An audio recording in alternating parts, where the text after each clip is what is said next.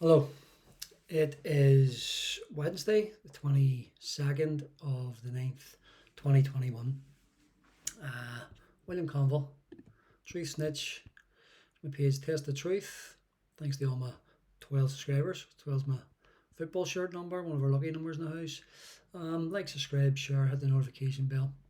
Thanks to everybody that's following, watching, and engages with the comments, which has been like tumbleweeds flying by. There's not too many people engaged in all. But that's okay. Um, what I want to talk about today is Nicki Minaj, which is it's about a week old at the minute. So it is.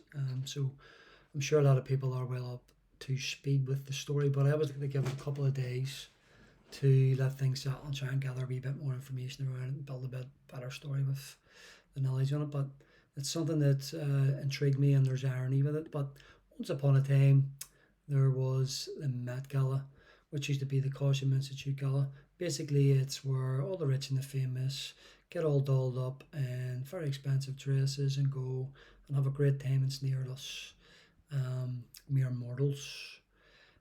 But the problem for Nicki Minaj was you had to have a vaccine. There was a mandate vaccine. Nicki Minaj is not vaccinated and refuses to be blackmailed or bullied into getting it because she doesn't feel comfortable with it for whatever reason at the minute.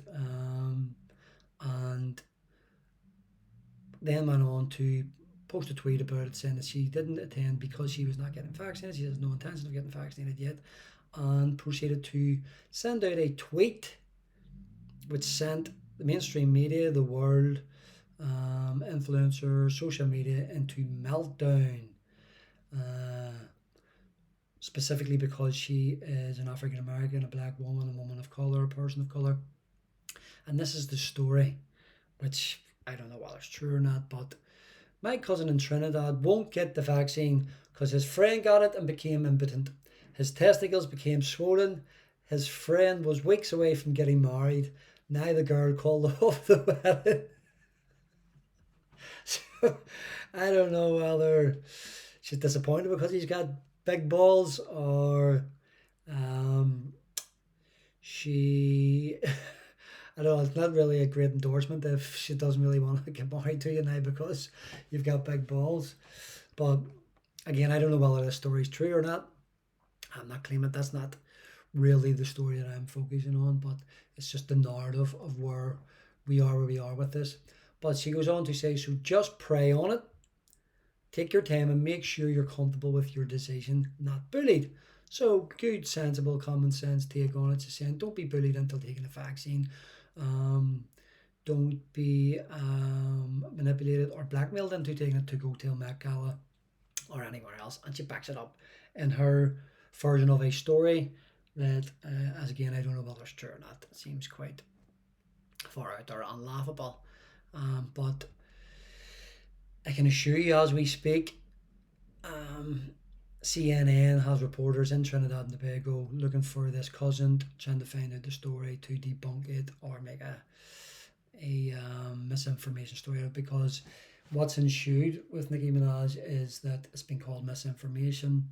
She has been attacked from all quarters, um, uh, from the media, and this is where the irony is because Nicki Minaj, being a black woman, African American, doesn't seem to be afforded the support and camouflage and cover from Black Lives Matter, and certainly not in the media. And they've called her out, saying that she's spreading misinformation and that she should be more responsible because she has a platform.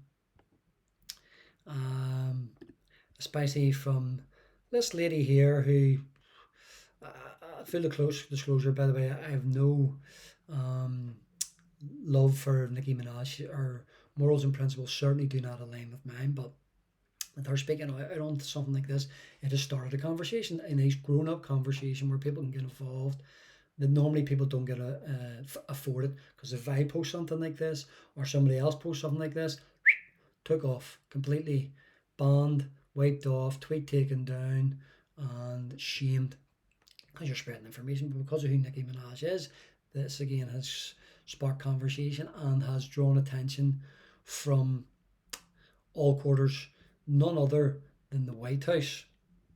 Here we have White House confirms it offered Nicki Minaj a phone call after rapper's vaccine tweets. Now, do you think the White House would have been phoning um, me and anybody else if I had been posting that somebody in my family had adverse reactions to said vaccine? Do you think we would have been afforded the White House offering phone calls to discuss what you're talking about? I think the answer is no. Yeah, but again, this is the level that we're dealing with because she is an A-list and has a massive following. She is getting afforded phone calls from the White House, but not before she's been attacked from all quarters, and again for being a person of color, black woman, African American. Joanne Reid, who is a anchor on MSNBC or CNN, I think. I certainly have no love for this woman either. This woman pushes misinformation on a daily basis. There's no credibility whatsoever. But because she's an African American or black woman, a person of color on the news, who are supposed to be, what's the word I'm looking for? Impartial. They're not supposed to take sides in the news. They're supposed to give you the news, have maybe one person that agrees, one person disagrees, a conversation ensues. That doesn't happen. That doesn't happen no more. No. That's called journalism. I think that's what it used to be called. Anyway, that doesn't happen. But so Joy Reid attacked Nicki Minaj, saying because she was a person of color, a black woman, she wasn't representing her community. She had a moral obligation to be using her platform to encourage people from her community, the black community, to get vaccinated, because if you're not aware, there's a high percentage in the United States of African Americans, people of colour, not getting the vaccine, a very high percentage of them. So Joy Reid attacks her for this. So again, the Black Lives Matter narrative isn't afforded to Nicki Minaj, because how dare she be cautious and get informed and tell other people to get informed? I mean, who does she think she is? But Nicki Minaj has dug up a tweet from Joanne Reid from when Donald Trump was in power, and where she is talking about vaccine hesitancy and who can trust the CDC and the FDA. Let's read it. I mean, will anyone at all, ever fully trust the CDC government again? And who on God's earth would trust a vaccine approved by the US FDA? How do we get a vaccine distributed after this broken Trumpist nonsense has infected everything, even if Biden wins? So here we have Joy Reid attacking Nicki Minaj for vaccine hesitancy on whatever reason that she feels, which she did give out in her tweet. She knew somebody that had an adverse reaction, big ball syndrome. And she was asking other people to pray on it, take your time, get informed. But Joy Reid's called her out and said she shouldn't be doing that. As a person of colour, a black woman, she shouldn't be doing that. Yet there's a tweet dug up who she's saying the CDC shouldn't be trusted, the FDA shouldn't be trusted, Donald Trump shouldn't be trusted, the vaccine shouldn't be trusted, even if Biden wins. But from Biden's come into power, she's saying you must get it. Black women, black men should be advocating people to get it, and if anybody says anything different, you don't get afforded the Black Lives Matter narrative or the support, and you should be shamed, and you should be shut down, you should be questioned, and you should be ashamed of yourself. So again, I've no love for Nicki Minaj, I've no love for Joy Reid, I've certainly no love for the White House, but say the contradiction and the irony that our tweet would have been taken down, probably blocked off Twitter. Not that I'm on it, but if it was Facebook, you certainly wouldn't be getting phone calls from the White House saying, let's have a conversation about that there, Nicki, and we'll reassure you, and let's talk to your cousin and find out if it was really to do with vaccine, yada yada yada.